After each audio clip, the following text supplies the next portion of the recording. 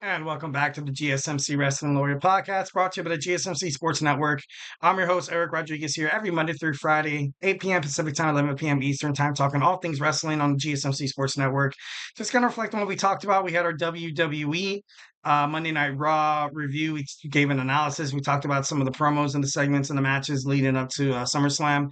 But now we're going to talk about, now we're going to talk about NXT.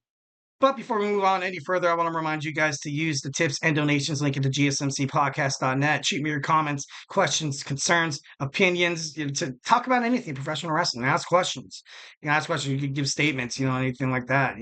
Just be a part of the show. The show's a hell of a lot better with a lot of audience engagement. Leave a positive review here at the GSMC Sports Network. We do love a lot of peace, love, and positivity all the way 1,010%. And remember to Superman punch that like and subscribe button to the show. Also follow the network as well, the GSMC Sports Network. Once again, the link is at the GSMCpodcast.net. All right, so let's talk about NXT. NXT is going to be hot. I swear to God, I can't wait to watch it. It's on right now. It's recording. Joe Hendry probably gonna make an appearance. One of the most popular stars of NXT, well TNA, but of NXT. It's gonna a lot of stuff, especially, heading down the road. We also have TNA Slammiversary happening on Saturday. Usually that does not concern WWE, but NXT is different. NXT, WWE has trademarked No Mercy, Halloween Havoc, multiple PLEs, meaning that Halloween Havoc, October 28th, and No Mercy, September 1st. NXT's going all in. NXT's going all in 1,010%. They're going to start cutting, better promos, better matches, better storylines, have more superstars, probably crossover from that TNA brand, and also, maybe like sign a couple of them. Like, you know what I mean? Like Jordan Grace's contract is ending sooner rather than later, so that could definitely be a superstar to, kind of be brought in from WWE NXT. So no, from TNA to WWE NXT. But yeah, honestly, a lot of good stuff. So we are on the road to NXT Great American Bash tonight. We have Gallus of Joe Kofi, Mark Kofi, and Wolfgang taking on the newly reunited the Rascalz, Wes Lee, Zachary Wentz, and Trey Miguel together once more. It's gonna be awesome. They were, I think they're great together. 1,010%. I love seeing the Rascalz doing what they're doing. I love seeing them, and obviously what they're doing in TNA right now. Wesley brings a huge factor, to to the gang and stuff like that. But what they were doing on TNA, I thought was so special. I think the Rascals were always those. You know, kind of reminds me of two amazing singles wrestlers that could definitely win singles titles by themselves. But ultimately, the best way you can kind of do it, kind of stick together, kind of like we saw, with Jeff and Matt Hardy, like we saw Edge and Christian, also the Dudley Boys, Bubba Ray and Devon Dudley, during the early Attitude Era age and stuff like that. So, yeah, definitely looking forward to this match tonight. We have the OC taking on OTM. We, obviously have the Good Brothers, Carl Anderson, Luke Gallows teaming up with Meat Chin. It's going to be a 6-man tag team match. Obviously, mixed gender rules apply. OTM, Bronco Nimi, Lucian Price, and also Jada Parker. This war between the two factions. It it needs an ending.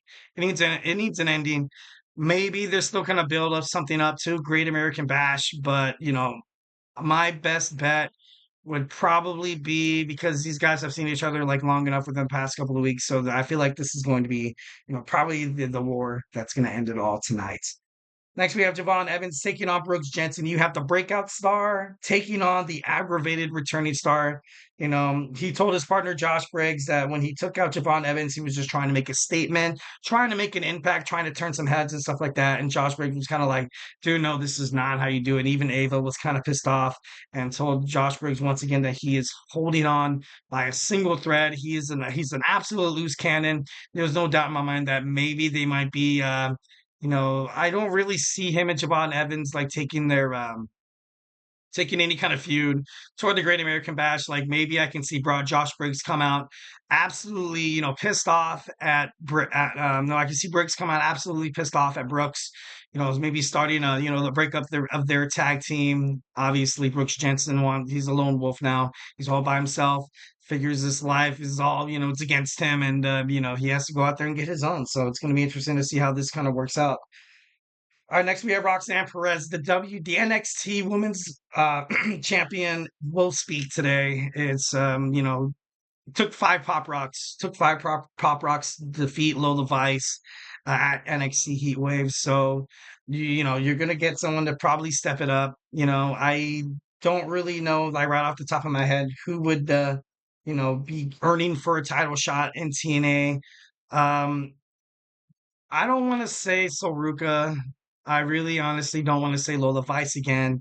But who knows? Maybe you might get a TNA Impact superstar that might put her name in the mix. Like, you don't know.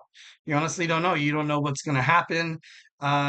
There could be, I don't think, me Chen or Jada Parker is going to want to challenge Roxanne Perez. You kind of need a new, fresh face at this moment.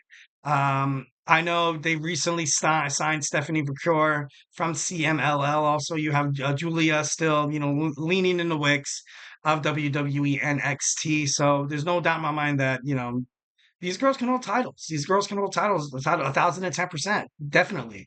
You saw it with Stephanie McCurry. She was holding like 2 or 3 titles at one point. Then she lost to Mercedes Moné at Double or Nothing. And then you also had, her vacated title you saw won by Willow Nightingale. So no, it was it was pretty crazy. It was pretty crazy. Absolutely 1,010%. Yeah, it's kind of crazy. All right, so next we have the NXT North American Championship. You have the champion defending Oba Femi, defending against Duke Hudson. This match, this is tough. This is a toughie because you still have that, that bridge between Chase U and Ridge Holland. Ridge Holland mostly stayed back from NXT Heatwave going to Canada just to, kind of help the team out a little bit.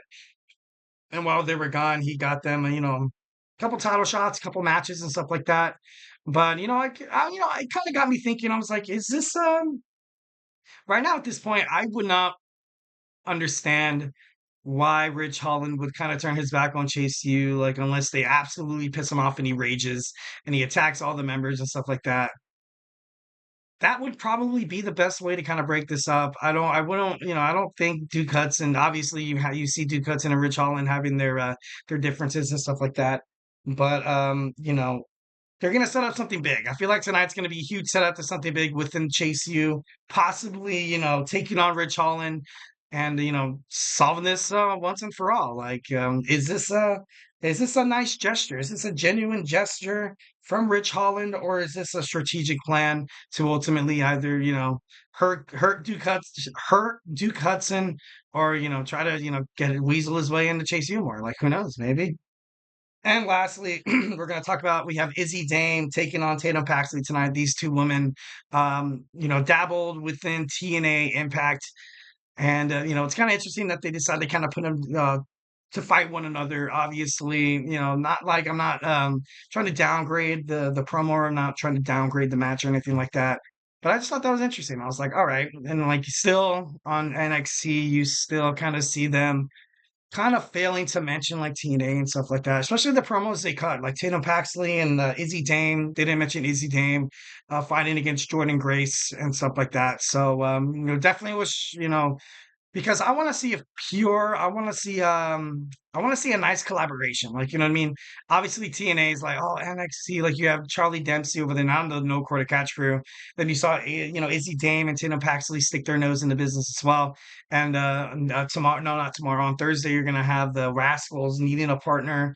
It's right now it's on the book saying it's Kushida, but I don't see that happening, obviously. I feel like they're gonna get hurt.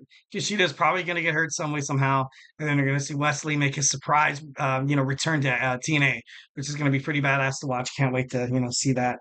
So tonight we do have Izzy Dame taking on Tatum Paxley. All right, so guys, that was segment 2, my TNA, no, not my team, my NXT preview. Now we're gonna jump into. I told you guys I'd come back to this Monday Night Raw. We had a promo between Chad Gable. Chad Gable called out Bo Dallas. Then you had the Creed brothers come out, absolutely had a beat down on Bo Dallas, but Bo Dallas didn't faze him. He was laughing straight in their faces.